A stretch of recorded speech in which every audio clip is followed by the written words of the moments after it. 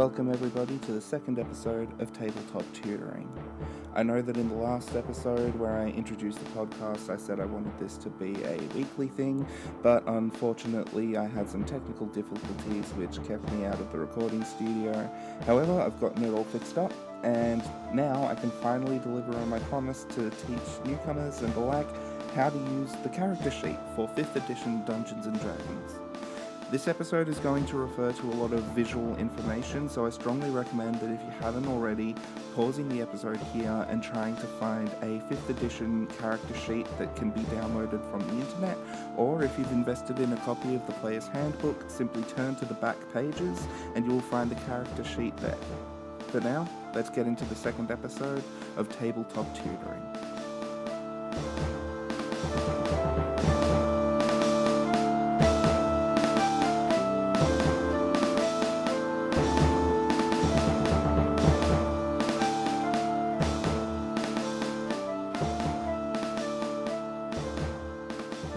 If you have any familiarity with Dungeons & Dragons, or you listened to the last episode, then you'll know that Dungeons & Dragons basically involves a dungeon master telling a story to a group of players. These players then control characters who tell the dungeon master how those characters react to the world that the dungeon master has put them in, and using the rolling of dice, determining success or failure of those actions. So the character is an incredibly important part of D&D. In fact, you can't play D&D without one. So how do you keep track of what your character's good at and whatnot? How do you determine success and failure with the monumental amount of variables for success and failure outside of the dice rolls? You use a character sheet. Characters serve as the avatars for the players, and the character sheet serves as a mostly statistical representation of what your characters are good at. There is a comprehensive and simple character creation guide found on pages 11 through 14 of the player's handbook. But basically, it can come down to 4 steps. Choose a race, choose a class, fill out your ability scores, and then describe your character, which is both a physical description, but also a description of where your characters come from, or your backstory. So, with the character sheet in front of you, you can feel free to create a character with me as I talk you through it, pausing when necessary so that you can get the relevant information. Once again, I do strongly recommend that you have a character sheet in front of you because this is going to be a very visually intense episode. But please bear with me, we'll explain everything, and you will find that creating a character in D&D is a lot easier than it appears.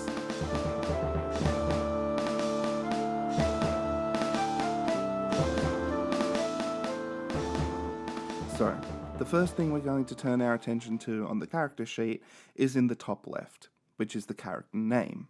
Now, this is simple enough to understand. It's what your character is called in the world of Dungeons & Dragons. When the Dungeon Master uses this name, they're referring specifically to your character. So think about, what would your character like to be called? What was the name their parents gave them? Or did they abandon this name for some reason in their backstory? Think about how your character prefers to be addressed, if they're a man or a woman or somewhere else on the gender spectrum, and think about how that reflects in their name. Or is their name perhaps thematic? Is their name a representation of who they are? These are all interesting choices. Or if you're not feeling terribly creative, you can go to one of the many suggested options on your character's race pages, which we'll get into soon. So directly to the right of the character name section, there's a long rectangular box with several sections marked in there. The very first of these is marked class and level. Your class represents the skills that you have through the active pursuit of those skills. It's not life lessons or anything like that. These are things that your character has specifically worked hard to be good at. So the classes of D&D can be found on pages 45 through 112 of the Player's Handbook. If those don't suit, you can definitely go online and look for a homebrew class, which is essentially a class that someone within the D&D community has made and then put online for people to use. However, if this is your first time creating a character, I would strongly recommend just using one of the base classes provided in the Player's Handbook. So as I said, pages 45 through 112, and your class grants you class features, which are basically special abilities available only to your class. Certain classes grant skills with certain weapons or armor, as well as proficiencies in areas such as deception or sleight of hand or historical knowledge, stuff like that. And some classes grant you access to the use of magic as well. So once you've selected your class, unless otherwise specified by your dungeon master, your character will start out at first level. So go ahead and fill out your class and write level 1 next to it. The section after class and level is marked background. What a background is a mechanic that reflects the life skills that you've learned through your character's backstory. Through living what your character has had to live through, they gain certain abilities as well as other items in their starting equipment. Some backgrounds even give you additional languages. The background is a good way to flesh out your character and to get a little bit more of a starting edge in your journey. Backgrounds can be found on pages 125 through 141 of the Player's Handbook. Select one of these backgrounds as appropriate for your backstory, and then write it down in the background section. The next section is marked player name, which is simply your name. This won't come up an awful lot in-game, but it's handy for if there's one member of the party or the dungeon master keeping everyone's character sheet so they know who to pass what character sheets to on game day. The next section is marked race. Now, your race determines where you've come from, as well as any cultural attitudes that you might have been raised around. Every race has hereditary traits, or race features, as they're called in the game, and these features for your race grant you certain abilities. For example, tieflings, who are sort of a cool half-demon, half-human hybrid in Dungeons & Dragons, have the ability to see in the dark up to a range of 60 feet. Every race has a certain statistical advantage as well. For example, many elves get a boost to intelligence, because by virtue of living in a culture that praises high intelligence, it is very much likely that an elf is going to be more intelligent than most. Races can be found on pages 17 through 42 of the Player's Handbook. The next section is labelled Alignment, and alignment is essentially your moral compass in the Dungeons & Dragons world. Alignments can be found on page 122 of the Player's Handbook, but simply put, there are 9 alignments in all. There is lawful good, neutral good, and chaotic good. Where good appears, a character is generally concerned with doing the right thing by other people. Lawful alignments are those who follow a strict set of rules, such as a set of laws of a city or a town, or a moral code that they established for themselves. Neutral characters are generally concerned with their own well-being, so a neutral good character will do the right thing, but maybe try to claim some kind of reward for it afterwards. A chaotic good character is a character whose morals shift with their conscience and with their experience. Chaotic characters are more often concerned with doing what's right rather than with what the law or what society or etiquette dictates. With this in mind, the next 3 alignments are lawful neutral, which are characters who will try to benefit themselves using the law as a tool. There is true neutral, who are characters whose alignments and allegiances will change with the wind depending on what suits them best. And then there's chaotic neutral, that are characters who will do whatever they need to do in order to survive and in order to get one up on someone else. The final alignments are lawful evil, which are evil characters that adhere to a strict set of rules, similar to Darth Vader and the Sith in the Star Wars universe. Cultists would also be lawful evil alignment. Then we have neutral evil, that are evil characters that serve themselves and only themselves. And then there's chaotic evil, which will burn an entire village down just so that they can claim ownership over the ashes, which I realize is a Game of Thrones quote. Don't sue me. So, once you've found the alignment that fits your character, write it into the alignment section. Now, I will say that there is a pretty big debate regarding alignments and how to use them in D&D. I'll do an episode on that in the future, but for now, if we stick to these 9 things, we can make the character creation process much easier. And I find alignments handy for first-time players, as it's a good thing to help you remember how to make your character choices. But for now, we'll just leave it at that.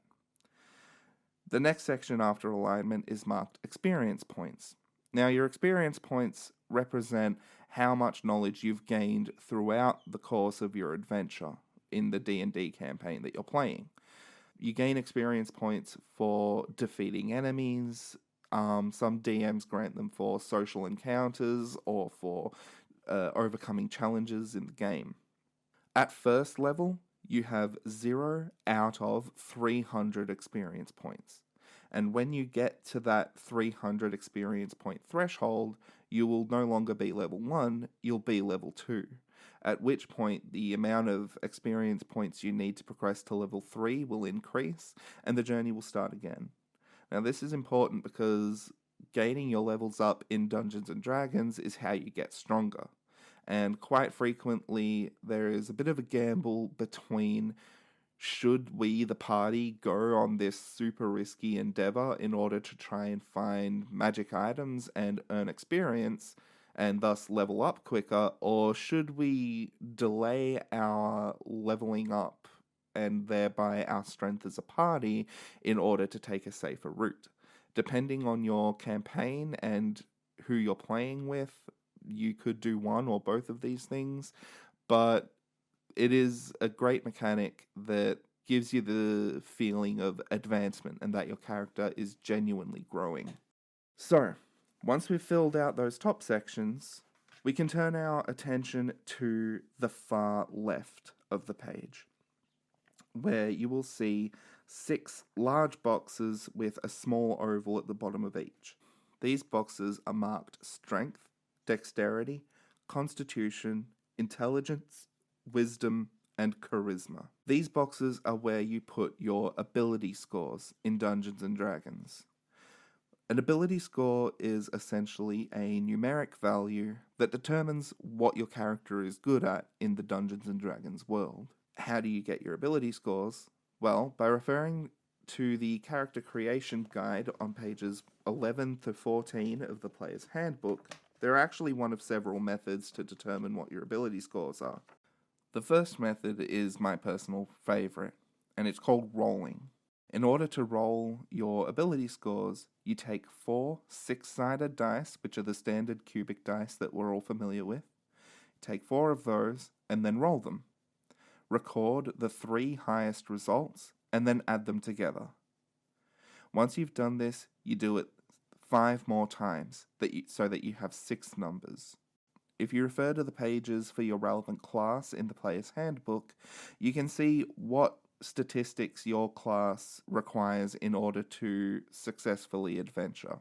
For example, rogues prioritize dexterity, while barbarians prioritize strength. Using this information in the class guides in the player's handbook, take those 6 numbers that you've just rolled up and then put them into the relevant boxes on your character sheet. Prioritize how your class functions, and then once you've got the necessary stuff out of the way, put in the rest of the statistics that you think will best reflect your character's personality and skill. Alternatively, if you don't like the random number generation of rolling, you can use what's called the standard array. The standard array gives you the numbers 15, 14, 13, 12, 10, and 8, and you can simply put these numbers into the boxes, however you decide. The final method of generating your character's ability scores is called point by. This establishes all your ability scores at 8, and gives you 27 points to spend to increase those ability scores. Using this method, 15 is the highest ability score you can end up with, but also the cost of how much a point costs using this method increases the higher level you get. So what this means is that when using the point buy system of ability scores, in order to get an ability score to go from 8 to 9, you have to spend 1 of your 27 points. From 9 to 10, you have to spend 2. From 10 to 11, you have to spend 3. This information is available on page 13 of the Player's Handbook. Use either one of these methods to give yourself 6 ability scores. Use the information on the relevant class pages in the Player's Handbook to determine where your highest scores should go, and then fill out the rest however you see fit. And now you should have a character sheet that has a name, a class and level, a background, player name, race, alignment, and experience points, as well as your first 6 numbers within those 6 boxes. I like to put the ability scores in the big boxes, some people like to put them in the little ones. So you might be wondering now, if we've put the ability scores in, then what's the second box? The second box on the ability score boxes on the left of the character sheet are for your modifiers. A modifier represents how much of your ability you're able to call upon in a case-by-case basis. So you might have a strength of 15, but you're not going to be using all of that strength all the time. You're only going to be using a small part of it when doing certain tasks. On page 13 of the Player's Handbook, there is a table that's called Ability Scores and Modifiers. Go through this table and fill out the modifiers as per the ability scores. So for example, if you have an 8 in strength, your modifier will be -1. If you have a 10 or 11, your modifier will be +0.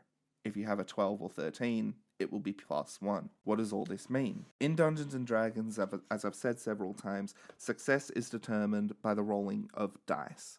The die most commonly used in Dungeons & Dragons is a 20-sided dice, or D20. In order to determine success or failure, your Dungeon Master will ask you for what's called a check. A check involves you rolling the 20-sided die and then adding or subtracting the relevant modifier.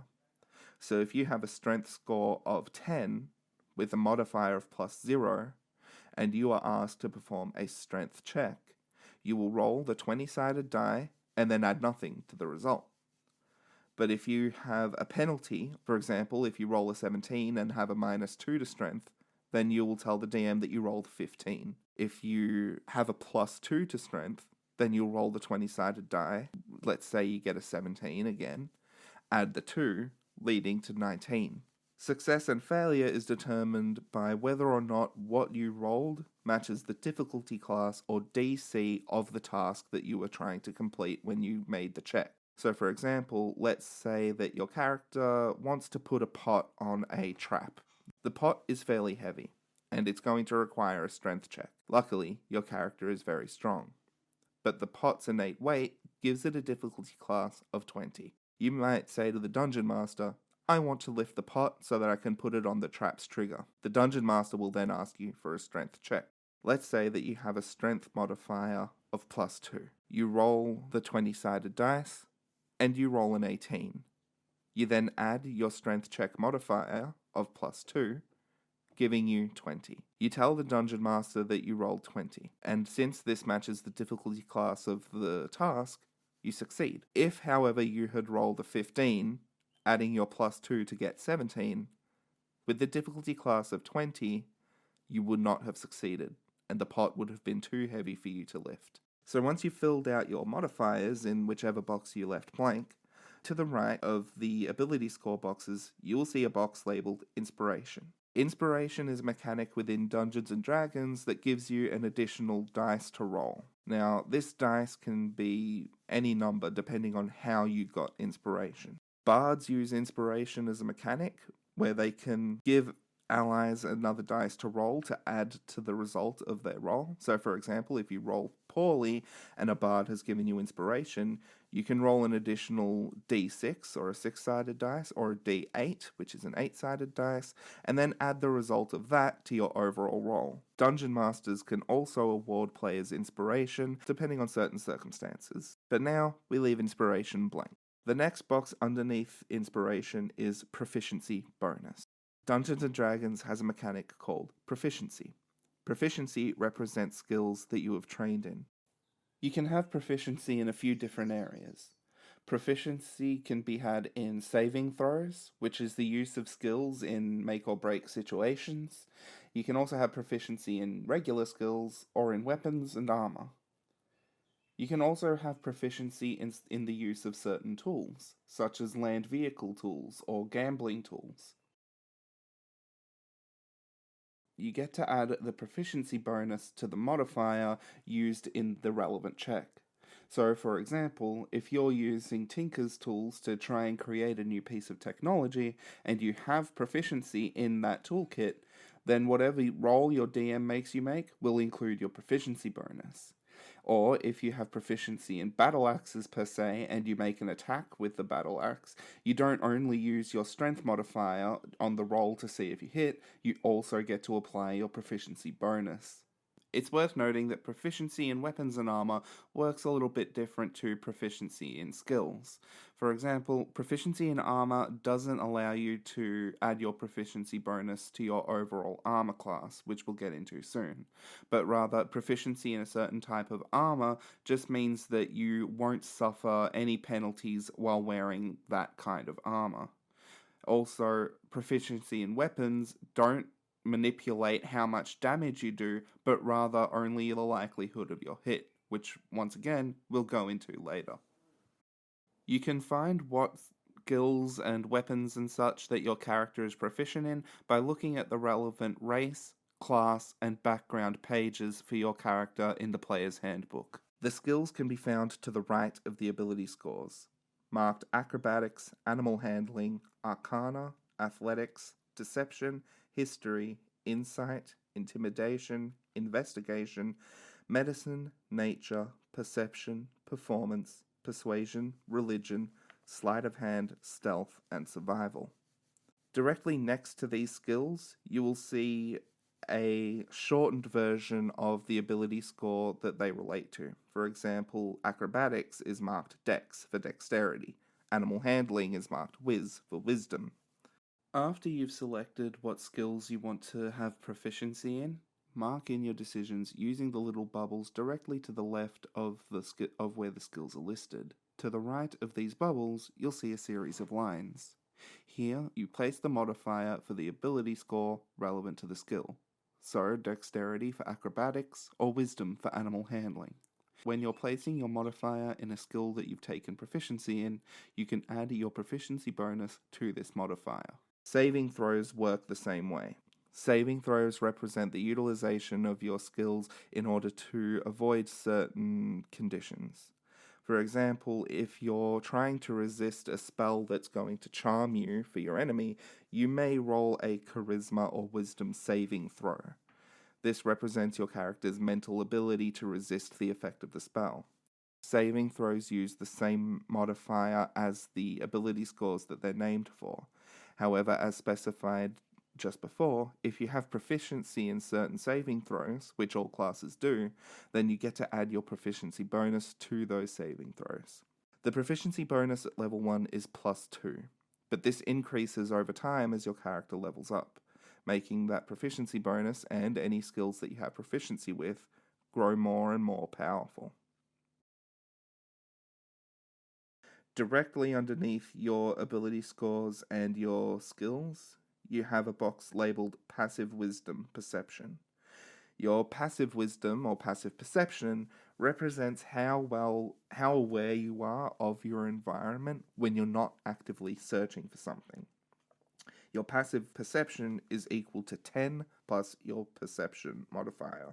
The next box, which is directly underneath passive perception, is labeled Other Proficiencies and Languages.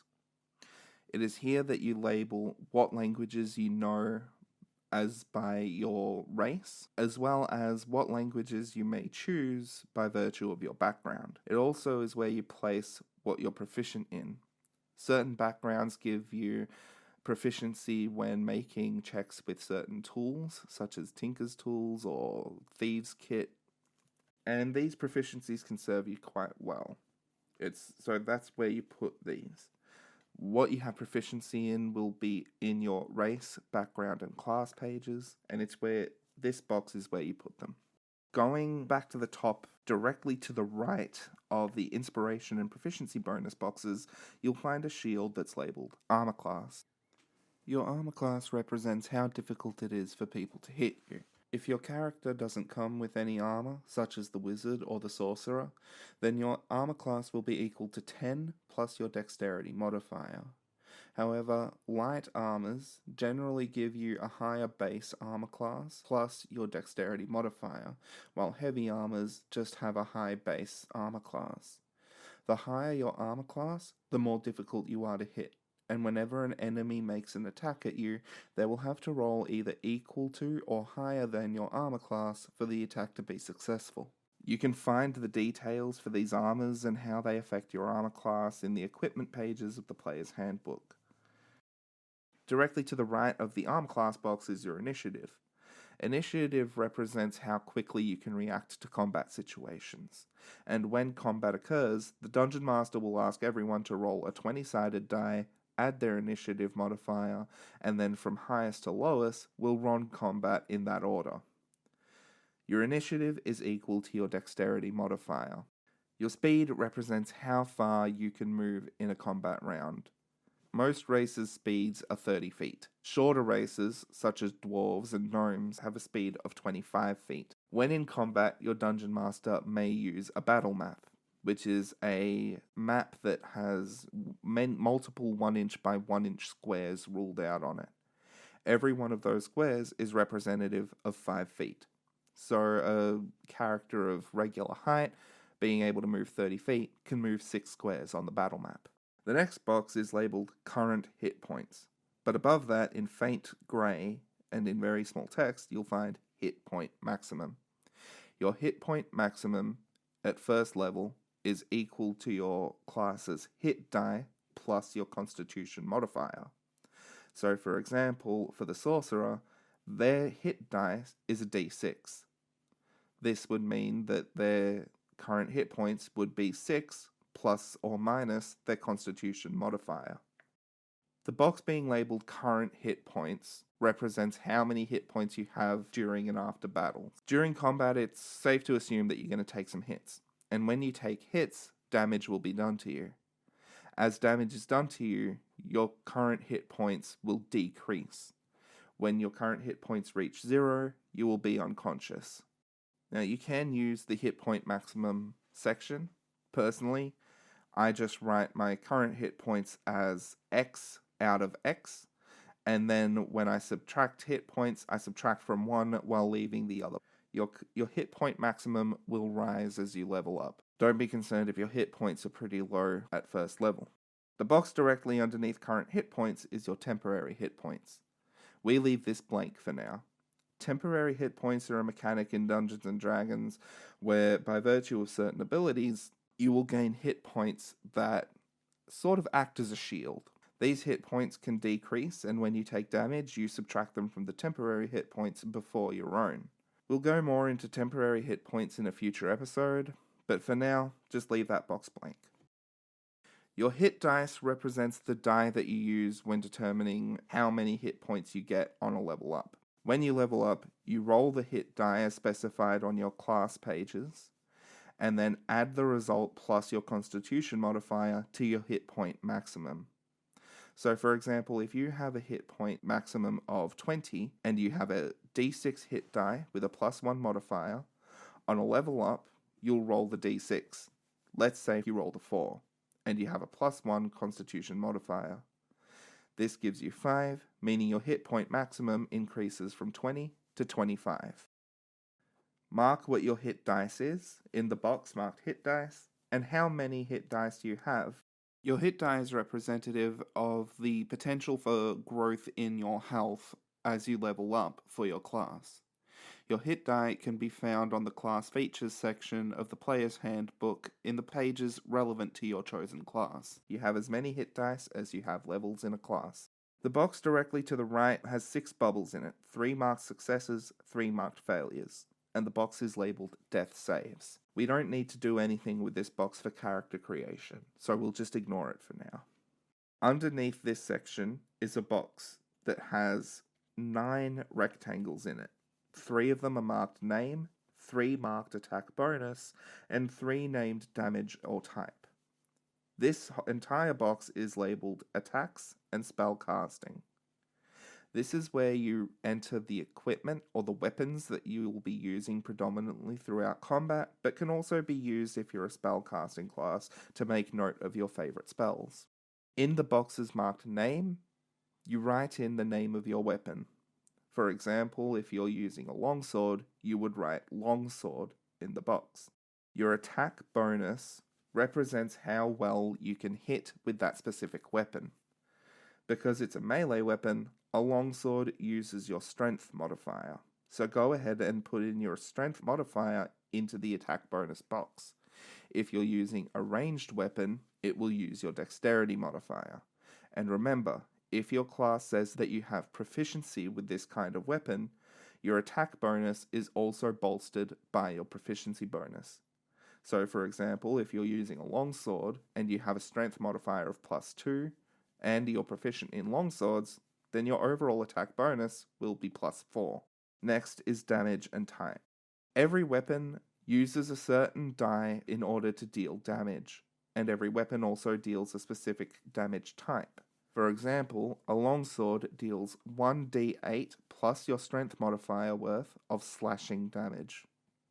In the damage type box, enter the damage die for the weapon as found in the equipment section of the player's handbook, and then add either the strength or dexterity modifier to it, depending on whether or not it's a melee or ranged weapon, and then write what type of damage it does.